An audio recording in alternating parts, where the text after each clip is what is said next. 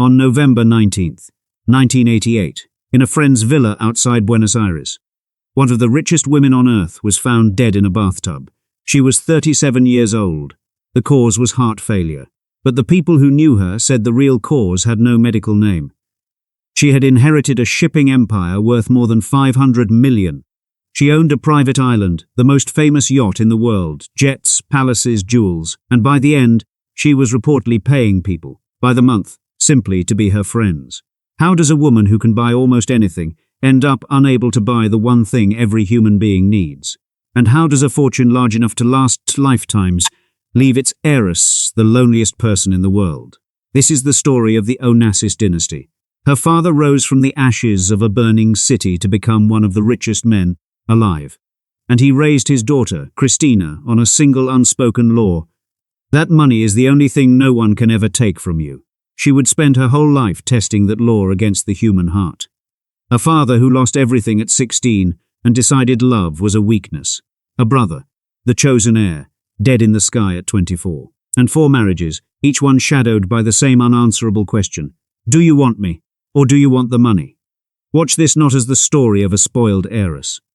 Watch it as the question every fortune eventually forces. If you can buy anything, how will you ever know what's real? And remember one small thing, a glass of Diet Coke, flown across continents by private jet. We will come back to what it really was. Begin with a 16-year-old boy watching his entire world burn.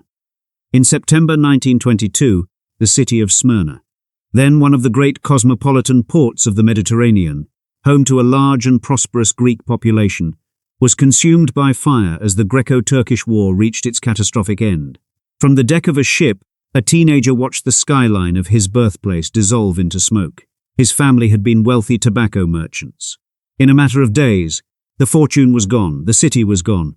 The world he had been born into simply ceased to exist. His name was Aristotle Socrates Onassis, and the lesson of that burning city would govern every day of the rest of his life. Picture what he carried out. A refugee, traveling on a Nansen passport, the document issued to the stateless. Arriving in Argentina in 1923 with almost nothing in his pockets. A boy who had been rich, then refugee, then immigrant, inside a single year. He took night work, learned to survive, watched every coin. And somewhere in that descent, Aristotle Onassis drew a conclusion that would become the secret engine of the entire dynasty. He had learned, at 16, that everything could be taken from you in a single night. Your home, your country, your family's money, your safety. Everything except one thing. A fortune large enough, controlled tightly enough, spread across enough of the world, could never be taken again. Money, to Aristotle Onassis, was not luxury. It was the only security that existed. It was the only thing that was real. It is a logical conclusion for a refugee to reach. It is also a quiet poison, because a man who believes that money is the only real thing will, in the end, measure people by it too, including the ones he loves, including his own children. The world would come to know Aristotle Onassis as a charmer, a seducer, a man of immense warmth and appetite. But underneath the charm ran the cold arithmetic of the boy on the ship. Love could burn, countries could burn, money, properly built, could not. He set out to build a fortune that could survive the end of the world. And he very nearly did. The rise was one of the most spectacular in the history of money. In Argentina, Onassis built a tobacco importing business and made his first fortune by his mid-20s. But tobacco was not his destiny. He looked at the world and saw that everything, oil, grain, goods, the lifeblood of the modern economy, had to move across water. And the man who owned the ships owned the choke point. So, in the depths of the Great Depression, when the world's shipping fleets sat idle and freighters could be bought for pennies on the dollar, Onassis did the opposite of everyone else. He bought. He purchased surplus cargo ships at rock-bottom prices, betting that trade would return. It did, and when it did, he owned the boats. From there, he built relentlessly. He moved into oil tankers, and then into supertankers, pioneering the giant vessels that would carry the world's petroleum, the perfect instrument for a man who wanted to own the flow of the modern economy. He built a whaling fleet, an airline, Olympic Airways, Greece's national carrier, and a controlling interest in Monte Carlo itself, through the company that ran the famous casino and much of Monaco. He registered ships under flags of convenience, minimized every tax, and answered to no single nation, a stateless refugee who had made statelessness into a business strategy. By the post-war decades, Aristotle Onassis was one of the richest men on the planet, master of one of the largest privately controlled shipping fleets in the world. The penniless refugee on the Nansen passport now owned a fleet that moved a meaningful slice of global trade across the oceans. And in 1946, he did what men of his world did. He married strategically. His bride was Athina Livanos, the teenage daughter of Stavros Livanos, one of the greatest Greek shipowners of all. It was a love match and a dynastic merger at once. Two shipping fortunes joined. The marriage produced two children, a son, Alexander, in 1948, and a daughter, Christina, in 1950. The dynasty had its heirs. The fortune had its future. And Aristotle Onassis, the boy who watched everything burn, had finally built the thing that could not be taken from him. Or so he believed. Stand on the deck of the yacht Christina O, at the height of the Onassis world. And the glamour is almost blinding. He had named the greatest yacht of the age after his daughter, a converted warship transformed into a 325-foot floating palace, with a swimming pool that converted to a dance floor, priceless art, bar stools upholstered in whale leather, and a guest list that read like the 20th century itself. Winston Churchill, Greta Garbo, Maria Callas. Kings and presidents. Picture his private kingdom, the island of Scorpios in the Ionian Sea, bought and landscaped into a personal paradise. The opera diva Maria Callas on his arm, the most famous love affair in Europe, and his name spoken, everywhere, as a synonym for wealth without limit. The refugee who now dined with the rulers of the earth. He had built it exactly as he'd planned on that burning ship, a fortune so vast, so mobile, so untouchable that no fire, no war, no government could ever take it from him. And here is the cruelty hidden inside the triumph. Aristotle Onassis had successfully made himself invulnerable to everything he feared as a boy. He had armored himself completely against loss. But he had built that armor by believing money was the only real thing. And that single belief left him, and his children, totally defenseless against the one kind of loss money cannot touch. The empire was at its zenith, and the zenith was where the dying began. Look past the yacht's glittering deck at the two children growing up on it, and the crack is already there. Alexander and Christina were raised inside almost unimaginable wealth and profound emotional cold. Their parents' marriage curdled into a famously bitter affair and divorce. The children were shuttled between homes, staff, and boarding schools, raised more by nannies than parents. Their father, for all his charm, measured the world in deals and dollars, and was often absent. And Christina absorbed the family's deepest wound earliest. Dark-haired and dark-eyed in a world that worshipped a certain kind of blonde, glittering beauty, she grew up feeling she was a disappointment. Not pretty enough, not her father's favorite, never quite enough. In a family that valued what could be measured and sold, a sensitive girl learned the most damaging lesson of all, that she herself was not the prize. The fortune attached to her was. She would spend her entire life trying to disprove it. And every person who came close would have to answer the question burning underneath. Is it me, or is it the money? Aristotle Onassis had armored his fortune against every disaster he could imagine. War, revolution, bankruptcy, fire.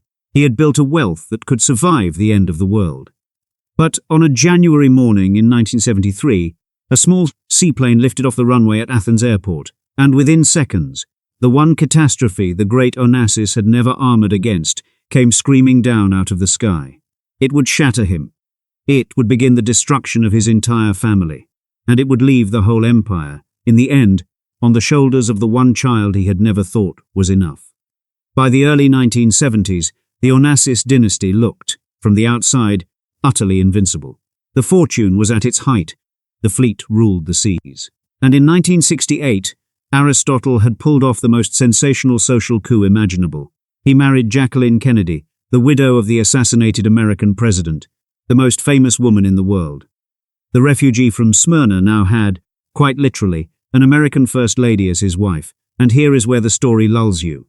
The yacht, the island, the president's widow. You look at this and you think, this is a family that has won, that has escaped permanently the ordinary human fates of loss and grief. Surely money on this scale buys a kind of immunity. It buys nothing of the sort, and behind the glittering facade, the cracks were already spreading. The Jackie marriage, dazzling to the world, was a wound to the children. Alexander and Christina, by every account, resented it deeply. They were loyal to their mother, Tina, and saw the famous American widow as an intruder and her marriage to their father as a cold transaction. The family was already fracturing along its emotional fault lines, even as the cameras flashed. And Aristotle's true heir, the one he was grooming to inherit the empire, was not Christina. It was her older brother, Alexander. Handsome, headstrong, the chosen son, being shaped to one day command the entire Onassis world. The dynasty had a future, a plan, a crown prince. It had everything. It had, in fact, about 2 years left before the calm shattered completely. It was January 22nd, 1973. Athens airport. Alexander Onassis, 24 years old, the heir to the entire Onassis empire, boarded a small Piaggio seaplane to oversee a test flight with a new pilot. Seconds after takeoff, the aircraft banked wrongly, lost control, and crashed. Alexander suffered catastrophic head injuries. He died the next day. He was 24 years old. The man who had armored himself against every conceivable loss now sat in a hospital corridor, helpless, as the one thing money could not save, his son, slipped away. All the supertankers, all the islands, all the fortune built to be untouchable. None of it could buy back 20 seconds of a January morning. Aristotle Onassis was never the same man again. Watch the founder's doctrine collapse in real time. He had spent 50 years proving that enough money makes you invulnerable. His son's death proved in an instant that the entire philosophy was a lie. That the things which actually matter were precisely the things his fortune could never reach. He could not absorb it. He became consumed by grief and by paranoia, convinced the crash had been sabotage, an assassination, pouring money into investigations, offering vast rewards, chasing conspiracies.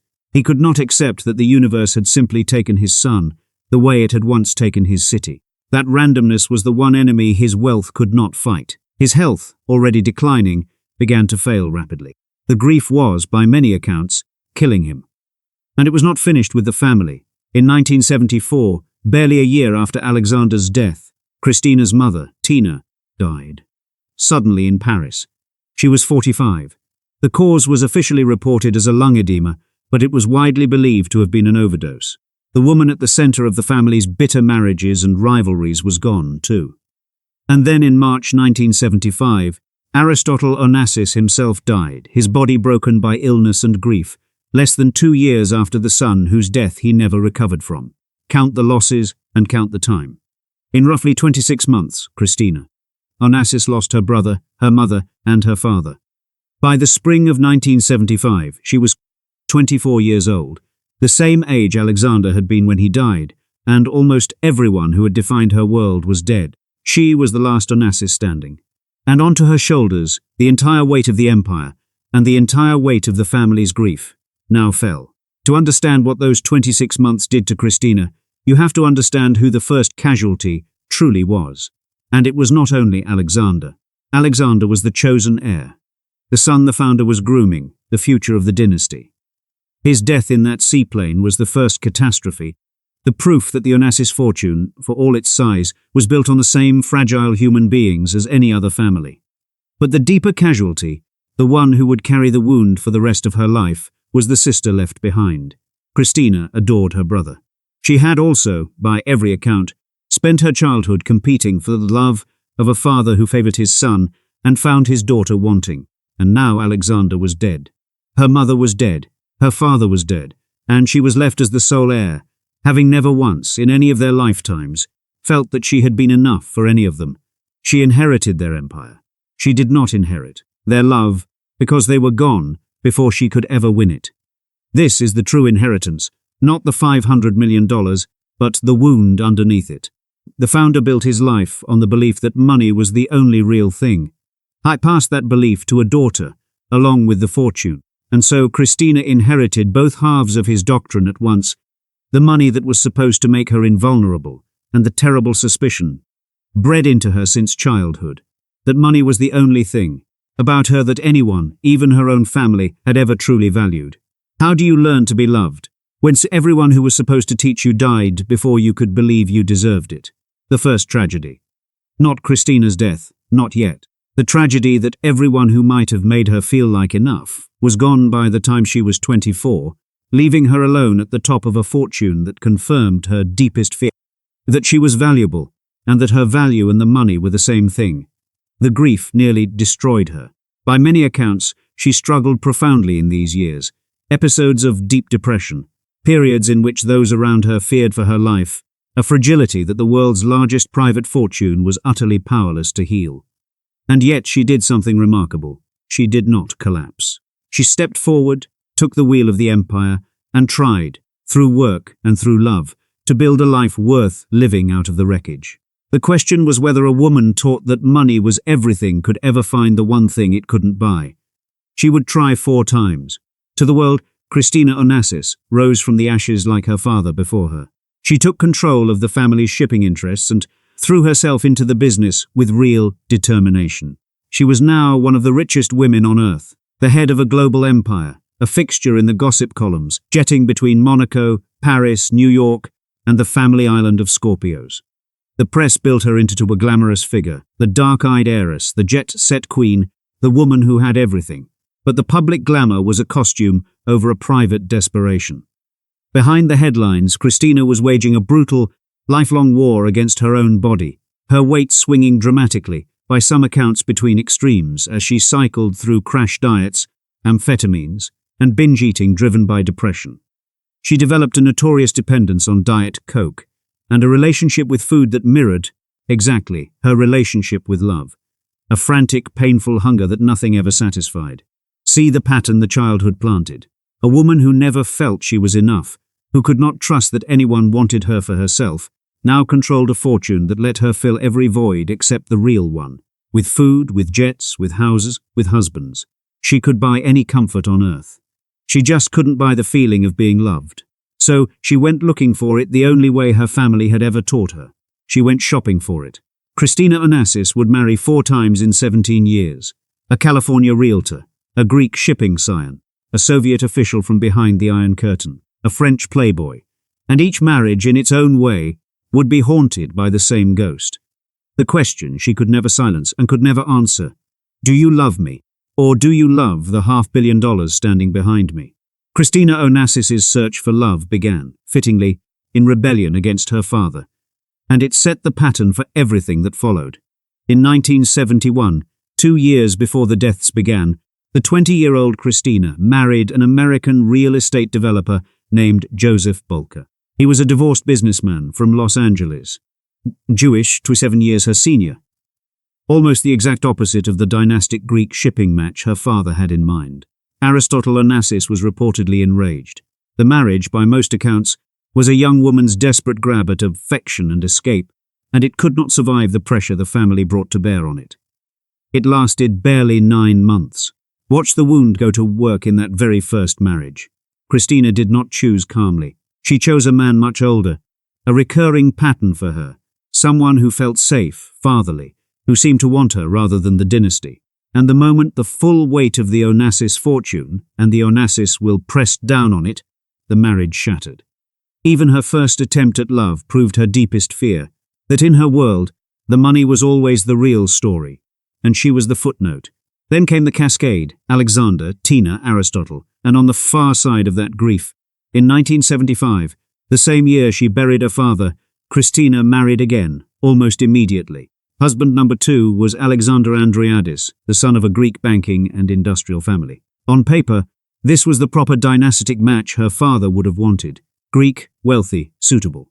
But a suitable marriage entered into in the depths of fresh grief is not a foundation, it's a life raft. The Andreadis marriage was brief and unhappy, ending within roughly a year. Christina was reaching for stability in the one season of her life when she had the least of it to offer or receive. She was 25, orphaned, alone at the top of an empire, and trying to fill the silence where her entire family used to be. 2 marriages, 2 failures, and the question underneath each one growing louder. Here is what made Christina's search so uniquely impossible, more impossible, even, than the other heiresses whose stories echo hers. She was not merely rich. She controlled one of the largest private fortunes on earth, and she knew, with total clarity, exactly how attractive that fortune was. Every man who approached her, every man who smiled at her across a room, carried the same invisible question mark. She could never switch it off.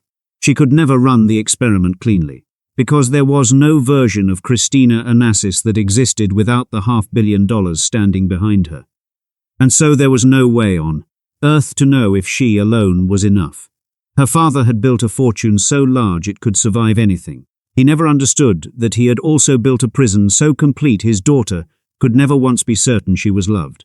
And so she filled the spaces.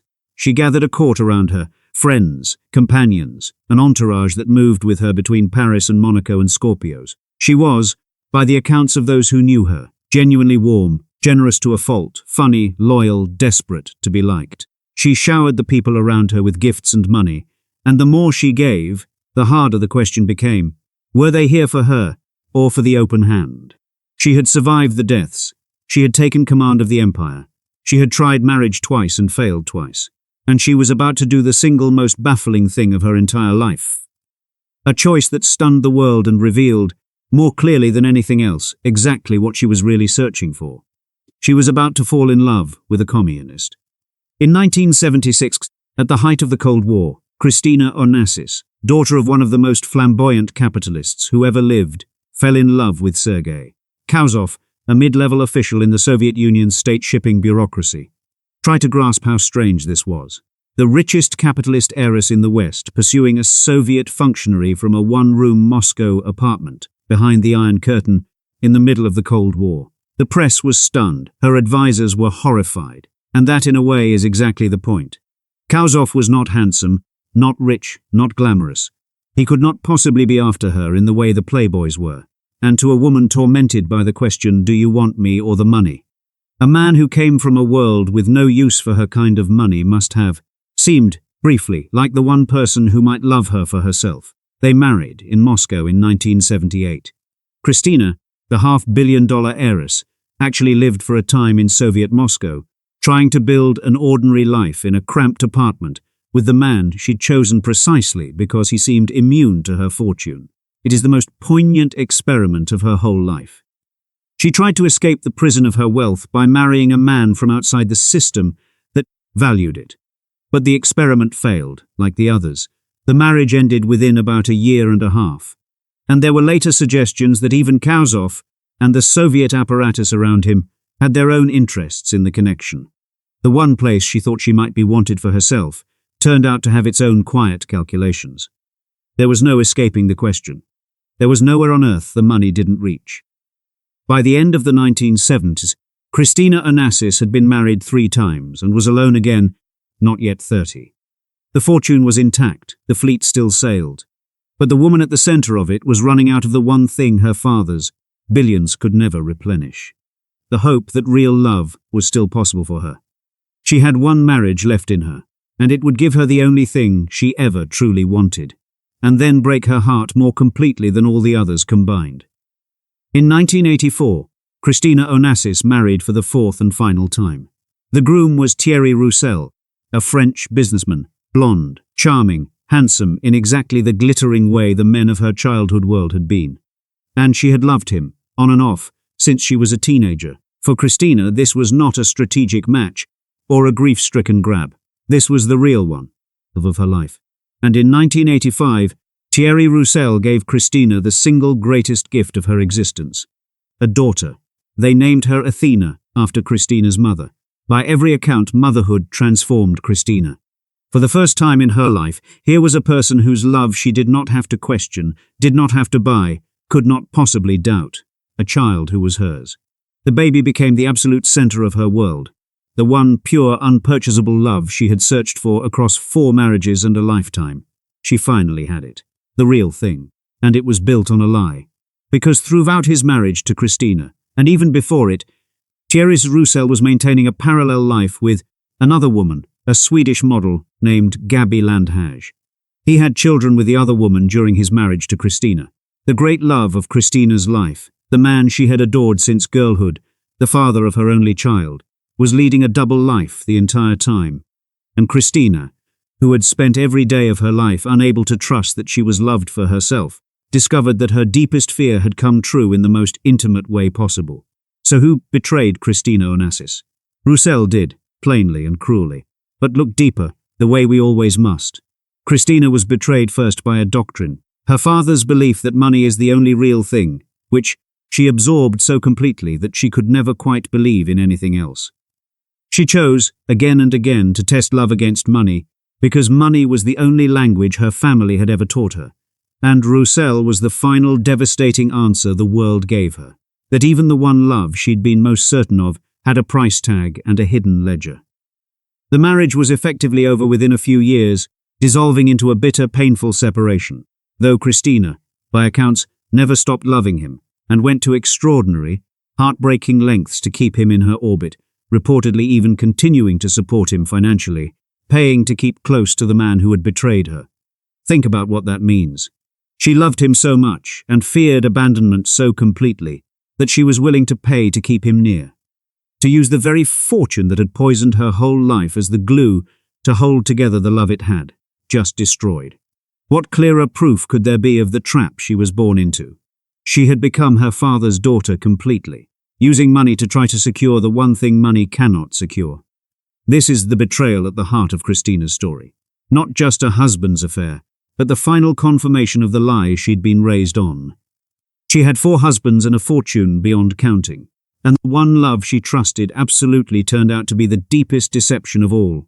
She had by now only one true love left in the world, her daughter, Athina, and she had only a few years left to give her. By the mid-1980s, Christina Onassis had everything money could buy and almost nothing it could not. Tally the empire. A fortune of well over $500 million, the private island of Scorpios, the legendary Yacht, homes in Paris, Monaco, St. Moritz, Buenos Aires, jets at her command, and around her always the entourage, the friends, the companions, the court that moved with her across the world. And here the documented detail arrives that gave this episode its title, and broke the hearts of everyone who later learned it.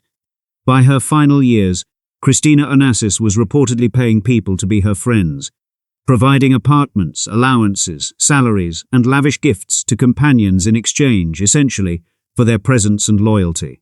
She could not bear to be alone, and she no longer trusted that anyone would stay without being paid. So she did the only thing her father's doctrine had ever taught her. She bought companionship by the month. The richest heiress in the world had become, by her own arrangement, a woman who literally purchased the people around her, because she had lost all faith that anyone would choose her freely. That is the loneliness the title promises, not the loneliness of being physically alone. She was almost never alone. The far worse loneliness of being surrounded by people and unable to believe that a single one of them was there for her. And her body was waging the same war her heart was. Christina's relationship with food and weight had become a genuine medical danger. Her weight swung violently, gaining 60 or 70 pounds, then crash dieting it off with amphetamines and pills, then gaining it back.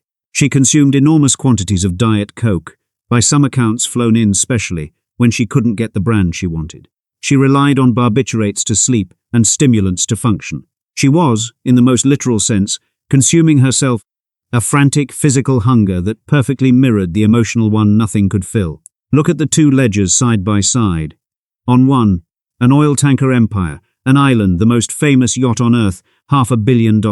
On the other, a woman so starved for genuine affection that she paid for company, and so at war with herself that she was destroying her own body to feel, for a moment, like she might be lovable. The greatest shipping fortune in the world had purchased its heiress a level of loneliness most poor people never know, and understand the engine running underneath all of it, because it is the whole point. Christina never spent money like a person who felt secure, because she never felt secure for one day of her life. She spent it like a wound, frantically, trying to buy the safety, the loyalty, the love that her father's fortune had taught her was the only real currency, and then made impossible for her to ever trust. Every gift was a question. Every paid friend was a confession. Every marriage was an experiment that failed. The fortune wasn't a blessing being enjoyed. It was a wound being endlessly, expensively reopened. By 1988, she was 37 years old, exhausted, heartbroken over Roussel, physically depleted from years of crash dieting and chemical dependence. Her doctors and friends worried for her constantly. She talked of wanting to escape, to start over, to find peace somewhere. In November 1988, she traveled to Argentina, to the country where decades earlier, Her father had arrived as a penniless refugee and begun building the fortune that would define and destroy his daughter. She stayed at a friend's country club villa outside Buenos Aires. On the morning of November 19th, 1988, Christina Onassis was found dead in the bathtub. She was 37. The official cause was acute heart failure. Her heart, weakened by years of abuse from crash dieting, stimulants and pills, had simply given out. The richest woman in the world died in a borrowed bathtub, in the country where her family's fortune began, with her only true love, her 3-year-old daughter, far away, $500 million. And in the end, what did it buy her? A short, frightened, lonely life and a quiet death in someone else's bathroom at 37. That was the inheritance. At the very beginning, I told you Aristotle Onassis drew one conclusion from the burning of Smyrna, a secret belief that became the engine of the entire dynasty. It is time to name it, and to weigh what it cost. He concluded that money is the only thing no one can ever take from you, the only security, the only thing that is truly real. And you can understand exactly why a 16-year-old refugee, watching his city and his family's fortune turn to ash, would believe it. It was the lesson his own life had taught him. Homes burn, countries fall, people die. But a fortune, vast enough, mobile enough, armored enough, can survive anything. So he built that fortune, and he made it the center of his world, the measure of all things, the one true God of the house of Onassis. That was the seed. That was the darkest secret of this dynasty. Not a crime, not a scandal, but a belief. A founder so wounded by loss that he decided money was the only thing worth trusting, and built a family on that foundation. He gave his children everything money could buy, and without ever meaning to, taught them that money was the only thing that mattered, including, in the end, about them. And here is the terrible irony that closes the loop. Aristotle Onassis was right about everything except the thing that mattered most. He was right that money could survive fire and war and revolution. He proved it. But he was catastrophically wrong that money was therefore the only thing that was real. Because the moment his son fell out of the sky, the entire philosophy collapsed. The fortune that survived the burning of Smyrna could not survive a January morning at Athens airport. It could not buy back Alexander. It could not save Christina from herself. It could not purchase, for any of them, the one thing they actually needed: to be loved, simply, for who they were. He built an empire to be invulnerable to loss, and he raised, on that foundation, the loneliest heiress in the world. What is the use of building a fortune that can survive the end of the world, if it cannot give your own daughter a single day of feeling truly loved? Christina was gone at 37. The founder's doctrine had run its full course, from a burning city to a borrowed bathtub. But the story was not quite over. Because Christina had left behind one person, the one love she never had to question. A little girl, 3 years old, who had just become the richest child on the planet. When Christina Onassis died in November 1988, her daughter Athina was 3 years old. And in the space of a single morning, that toddler became one of the most extraordinary children on the planet. Christina had left almost her entire fortune. The shipping empire, the island of Scorpios, the famous yacht, an inheritance worth hundreds of millions of dollars, to her only child. At 3 years old, Athina Roussel was, by the world's reckoning, the richest little girl alive. The press gave her exactly that title. The entire Onassis fortune, built from the ashes of Smyrna and carried through 3 generations of grief, now belonged to a child too young to tie her own shoes. And here the whole dynasty arrives at its final, defining question, the one every story on this channel circles back to. A founder built a fortune to defeat loss, and it produced a lonely son who died young and a daughter who could never feel loved. Now that same fortune, that same beautiful curse, had landed on a 3rd-generation child. Would Athina inherit the wound along with the money, exactly as her mother had? Would the cycle simply repeat? For the first time in the Onassis story, the answer would be different. Because Athina would not be raised by an Onassis. She would not be raised on Scorpios, or aboard the yacht, or inside the empire. She would be raised by the one man who had broken her mother's heart. Her father, Thierry Roussel, far from the Onassis name, in a country that had nothing to do with any of it. After Christina's death, custody of little Athina, and control of the vast fortune, went to her father, Thierry Roussel. And Roussel did something that, whatever you think of the man who betrayed Christina, broke the pattern of 3 generations. He took Athina to Sweden and raised her, alongside his children with Gabi Landhage, the very woman he'd kept hidden during his marriage, in a deliberately ordinary, private family life. Athina grew up not as the Onassis heiress but as a Roussel child in a Swedish household. School, siblings, horses, a normal childhood kept as far as possible from the glare that had consumed her mother and grandfather.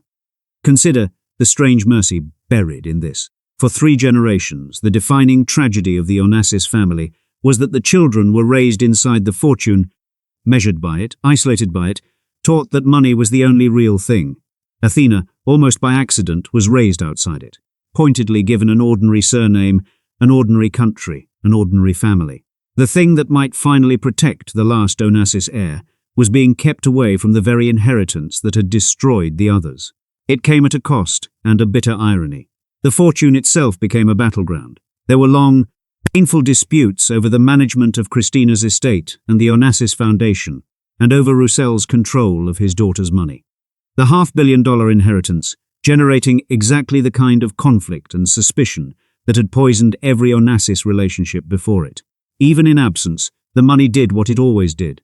It turned the people around it into adversaries, and the deepest wound was quiet and human. Athina grew up estranged, in significant ways, from the Greek side of her heritage. From the Onassis world, the foundation, the legacy itself. As an adult, she reportedly distanced herself from the Onassis name and even, at points, from Scorpios and the Empire's relics. She had been spared the curse of being raised inside the fortune. But the price was a kind of separation from her own mother's family and history. She had escaped the gilded cage. To do it, she had to walk away from almost everything Christina was. As an adult, Athina Roussel did the most quietly radical thing anyone in this dynasty had ever done. She chose an ordinary life. She did not become a jet-set heiress or a shipping magnate. She became a professional equestrian, a serious competitive show-jumping rider, pursuing a discipline that demanded her own skill, her own nerve, her own daily work. She married within that world. She stepped back from the Onassis empire, reportedly selling or distancing herself from pieces of the legacy, including her connection to Scorpios. She made herself, as far as a person with that inheritance possibly can, private. And in that choice, look at what finally happened to the Onassis doctrine. Aristotle built his life on the belief that money was the only thing that was real and the only thing worth protecting.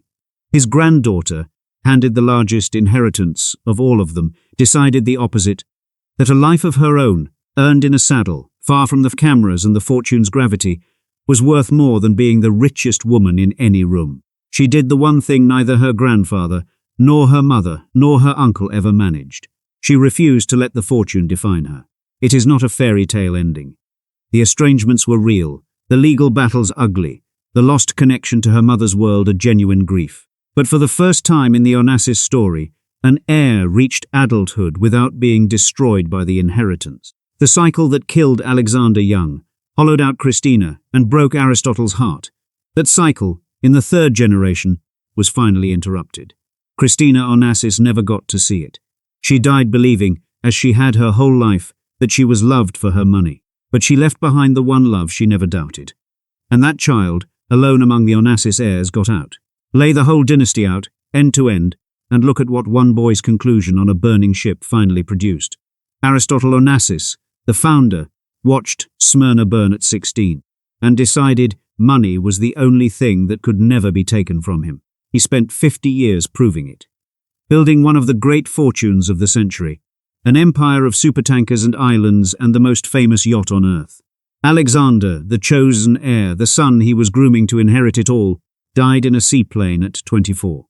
And the fortune that could survive war and revolution could not buy back 20 seconds of a January morning. Tina, the mother, dead at 45, alone in Paris, amid the wreckage of the family's bitter marriages. Aristotle himself, dead within 2 years of his son, his great philosophy shattered by the one loss money could not touch, chasing conspiracies because he could not accept that the universe takes what it takes.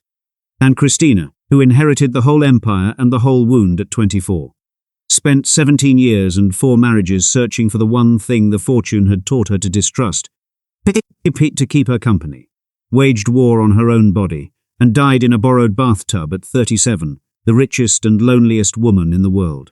One cause sits beneath all of it, not bad luck, not the plane crash alone, The deepest cause was a doctrine, a wounded boy's conviction that money is the only thing that's real, the only security, the only thing worth trusting.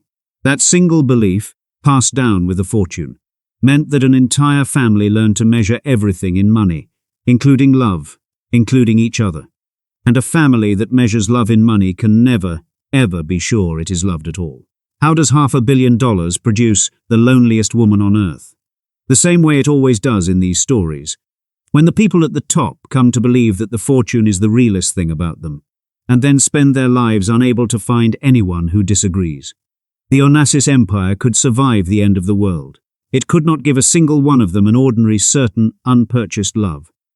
And that, not the plane, not the bathtub, is what actually killed this family. Be careful with the lesson, because it would be easy to take the wrong one. The lesson is not that money is evil, or that the Onassis fortune was a curse cast by fate. Aristotle's genius was real. His rise from refugee to titan is one of the great stories of the century. Money, used well, builds and protects and frees. The villain was never the fortune. The villain was the belief. The boy on the burning ship deciding that because money is the only thing that can't be taken, it must be the only thing that's real.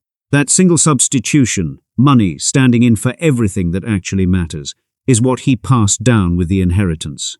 And it turned a family, with every advantage on earth, into people who could not trust the one thing they most needed. Now, think about that glass of Diet Coke from the very beginning. Flown across continents by private jet, a small absurd luxury, the loneliest woman in the world reached for again and again. That is the whole story in a single object. It was never really about the Diet Coke. It was a woman with infinite money using it on tiny comfort. Yes, because the enormous comfort, being loved, being safe, being enough, was the one thing all her millions could never deliver. A frantic, endless, expensive reaching for something that money was never going to bring. The fortune could fly a soda across an ocean. It could not make Christina Onassis feel, for one certain day, that she was wanted for herself. And this is where the Onassis family stops being a story and becomes a mirror. Because the substitution Aristotle made, money for the real thing, is one almost every one of us is tempted, in some smaller way, to make too. The Onassis dynasty is the proof of where it ends. There is a boy, somewhere at the start of this story, standing on a ship's deck watching his entire world turn to ash, and deciding, in that fire, that money was the only thing no one could ever take from him again. He was right. He built a fortune that survived everything: war, revolution, bankruptcy, the end of his old world, and he handed it down to a daughter who used it to fly Diet Coke across oceans and to pay people to sit beside her, because the one thing the unburnable fortune could never buy was the certainty that she was loved. Christina Onassis was the loneliest heiress in the world, not despite the $500 million, but because of them. She could buy anything, so she could never trust anything. And she died at 37, in a borrowed bathroom, in the country where the fortune was born. But she left one love she never had to question. And that child did the bravest thing this dynasty ever managed. She rode away from the money and lived.